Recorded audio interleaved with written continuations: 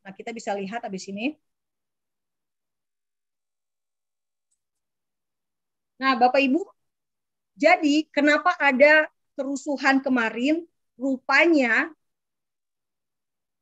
ada rencana besar yang ingin ditargetkan oleh Hamas. Rencananya apa? Nanti kita lihat. Ini kita lihat dulu. Yang tidak banyak diketahui oleh orang Indonesia. Sebetulnya pada tanggal 7 Mei itu, Jumat terakhir Ramadan itu, ada upaya penyerangan ke Israel oleh 3 orang pria bersenjata. Dan mereka itu menyusup masuk di perbatasan, tetapi untungnya oleh tentara perbatasan Israel, polisi perbatasan, bisa ditangani. Dan akhirnya mereka menembak gitu ya. Karena mereka menembak pada saat pemeriksaan, akhirnya ditembak balik sehingga dari 3 orang, 2 orang tewas, 1 orang kritis. Itu hari Jumat. Dan ternyata kemudian di Al-Aqsa ada demo, unjuk rasa. Unjuk rasanya soal apa? Soal sejarah gitu. Soal sejarah yang waktu itu tanggal 10 akan ada sidang keputusan apakah 13 rumah di depan makam ya imam besar Yahudi Simon Hasadik akan digusur atau tidak. Jadi dunia ribut, pemerintah kita juga mengecam penggusuran 13 rumah di Israel, di Palestina, di Yerusalem Timur, Arab Palestina, rumah Arab Palestina, hanya karena 13 rumah.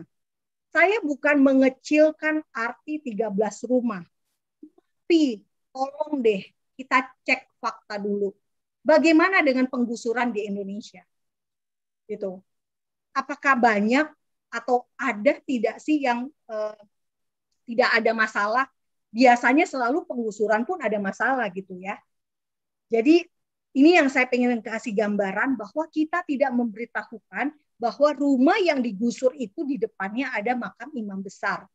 Nah, kalau kita bicara imam besar, berarti imam besar ini kan dulu hidupnya di masa ada bait suci. Dan berarti itu di masa Romawi, karena imam besar bait suci terakhir adanya di masa Romawi. Jadi kalau mau ditanya duluanan mana, ya tentu saja duluanan orang Yahudi ada di tanah tersebut. Tetapi kenapa bisa ada Arab Palestina punya rumah di Yerusalem Timur?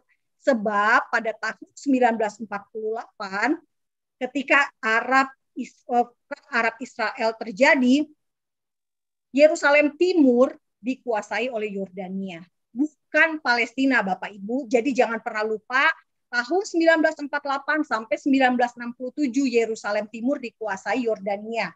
Gaza dikuasai oleh Mesir. Itu ya. Jadi tidak pernah Palestina berkuasa di dua wilayah tersebut. Nah, jadi mereka protes dan membawa bendera Hamas. Ini sesuatu yang aneh karena orang-orang yang masuk ke sini, orang-orang yang masuk ibadah di Al-Aqsa biasanya orang-orang Arab Israel atau orang-orang dari Palestina tapi dari wilayah tepi barat. Gitu ya, paling ya yang bisa masuk ke sini ibadah di sini adalah orang-orang yang tidak punya izin masuk dari Gaza ke Israel. Jumlahnya tuh sangat terbatas karena Israel hanya memberikan izin sekitar 5.000 untuk orang sakit yang mau berobat, orang yang kuliah sama orang yang kerja. Jadi bisa jadi sudah ada penyusup di tepi barat yang pro Hamas atau orang-orang di tepi barat juga sudah mulai beralih dari Fatah menjadi Hamas. Nah, yang tidak diberitakan juga adalah bahwa yang menjadi korban bukan hanya orang Palestina, tapi juga polisi gitu. Polisi Israel juga jadi korban tim dan memang awal mulanya memang mereka lah ditimpuk duluan karena ada batu di dalam masjid dan ada batu di luar masjid ya yang disiapkan, ada petasan. Dan untuk dipakai membakar pohon, melempar ke arah polisi Israel. Jadi bagaimana mungkin kita di Indonesia berharap tidak ada korban jiwa ya dalam rusuh massa seperti itu. Padahal kita mengalami sendiri bagaimana waktu ada demo di depan Bawaslu menolak hasil pemilu sampai tank turun gitu ya, ada tank di depan Bawaslu, lalu ada orang-orang 212 semuanya demo di situ, maksudnya masa 212 ikutan turun, orang-orang yang menolak hasil pemilu ikutan turun, dan hasilnya apa? 3 orang tewas karena demo. Jadi kita seringkali melihat Israel dengan mengabaikan ya, tidak melihat ke diri kita sendiri dulu, ke Indonesia ini udah benar belum sih gitu ya. Nah itu dia. Jadi ini tolong Bapak Ibu supaya memahami kronologi kenapa akhirnya terjadi bentrok. Karena memang disengaja. Apa sengaja? Kenapa bisa disengaja? Karena ada ini ternyata Bapak Ibu.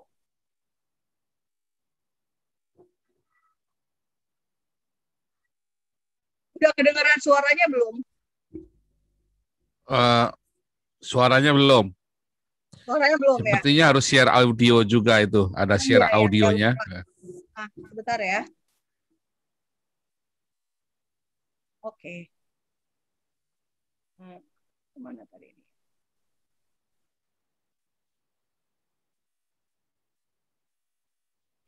اليهود كلها يتقل على العرق من هان 5 شيكل بيشتري لك سكينه واضي يمضيها وهنا على طول حزه 5 شيكل. Bentar saya ulang. 5 شيكل إنك تذل دولة الكاد لا تجدن أشد الناس عداوة للذين آمنوا اليهود والذين أشركوا لقد أفسد اليهود لقد تغطرس اليهود وآن الآن حسابهم وآن الآن تدميرهم على أيديهم.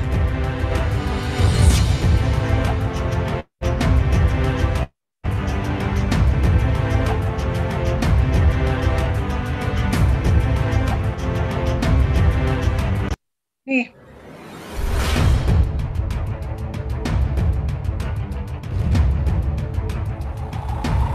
وبدنا إياكم يا أهل القدس بالسكاكين معبر قابل اليهود كلها يتقيت على العرق من هان 5 شيكل بيشتري لك سكينه واضي يمضيها وهنا على طول حزه 5 شيكل 5 شيكل إنك تذل دولة الكاد لا تجدن أشد الناس عداوة للذين آمنوا اليهود والذين أشركوا لقد أفسد اليهود لقد تغطرس اليهود وآن الآن حسابهم وآن الآن تدميرهم على أيديهم.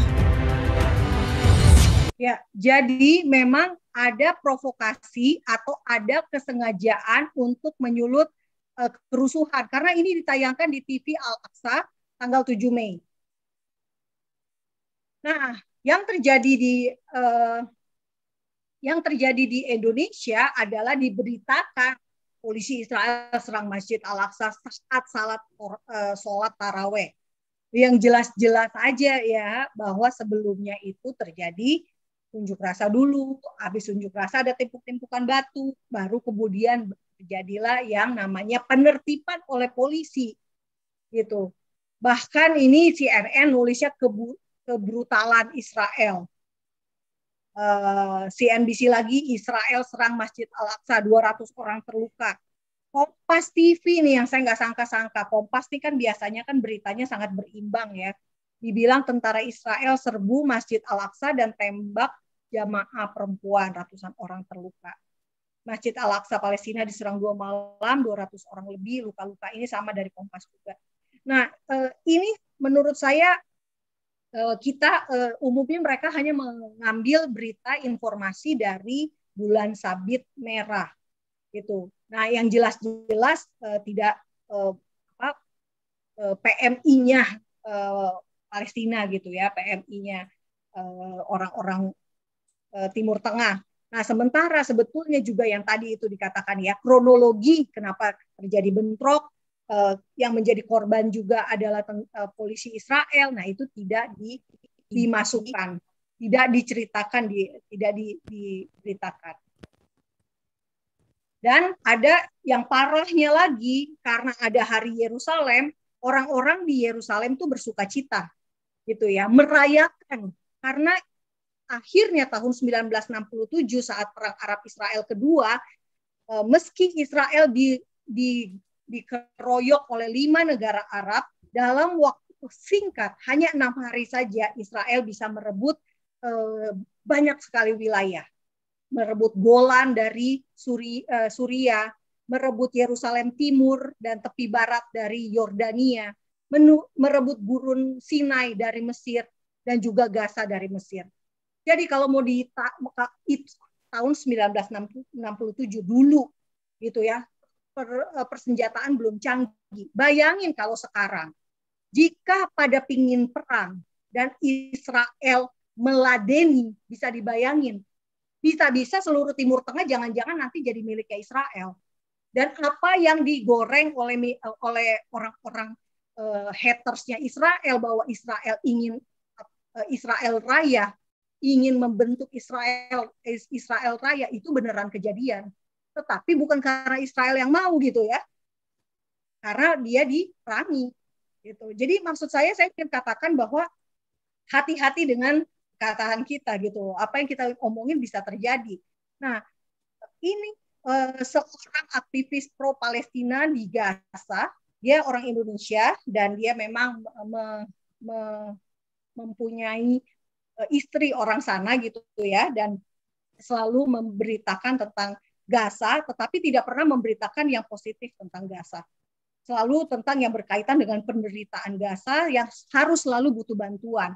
Dan dia menulis di Instagramnya bahwa orang-orang Palestina ya, orang-orang Palestina ini orang-orang pendeta Zionis Yahudi akan menyerbu massal ke dalam kompleks Masjid Al-Aqsa besok. Jadi dia memprovokasi itu. Dan dia juga berbicara di televisi.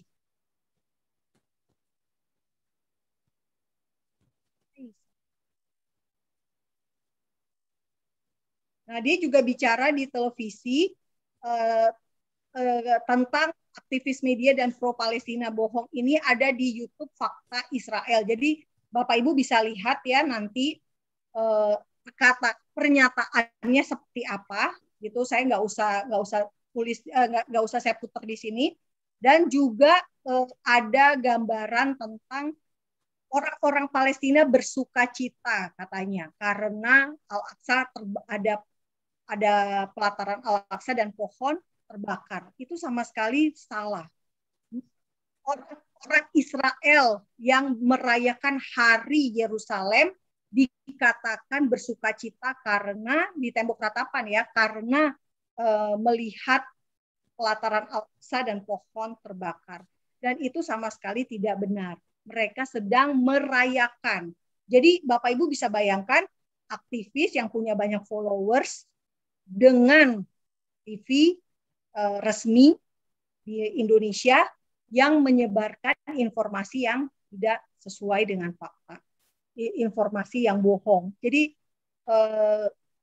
ya tentu saja fakta Israel tidak mampu melawan hoax dan berbagai misinformasi ini. Karena itulah saya hanya mampu memproduksi gitu ya, memberikan faktanya.